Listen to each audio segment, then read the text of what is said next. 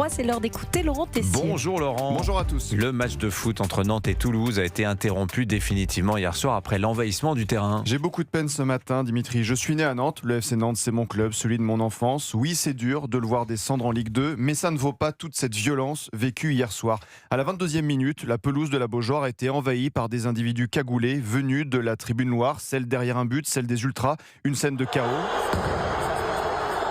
Des stadiers très vite débordés, les barrières installées devant la tribune n'ont pas tenu. Plus d'une centaine d'individus sur la pelouse en quelques secondes. Cagoulés en jaune et vert, les couleurs du club, des fumigènes lancés sur le terrain. Alors que tous les joueurs rentraient au vestiaire, l'entraîneur Vejda Ilodzic, 74 ans en colère, a fait face à ces énergumènes leur demandant d'arrêter en criant « Pas ça ». Il était retenu par un agent de sécurité, des images catastrophiques. Les CRS sont intervenus. Ces individus cagoulés sont vite retournés vers la tribune. L'ensauvagement de la société, on y est. Des jets de gobelets, de sièges, de sortes de billes balancées sur les forces de l'ordre pour les blesser. Un face-à-face entre CRS et des délinquants qui n'ont rien à faire dans un stade. On en est là pour un match de football.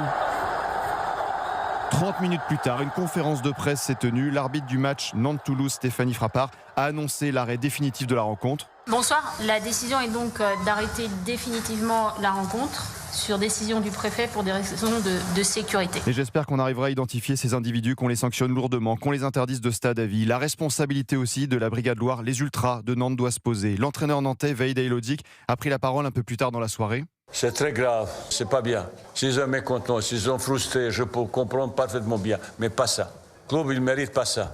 J'aurais aimé aller vers les supporters pour dire stop, stop, stop. Malheureusement, ils ont préparé ça. Oh, c'est triste. C'est la honte, c'est la tristesse. La ministre des Sports, Marina Ferrari, a publié un message hier soir. Chacun devra prendre ses responsabilités pour permettre l'identification des auteurs de ces violences qui devront être sanctionnés avec la plus grande sévérité. Fin de citation. Mais la soirée ne s'est pas terminée là.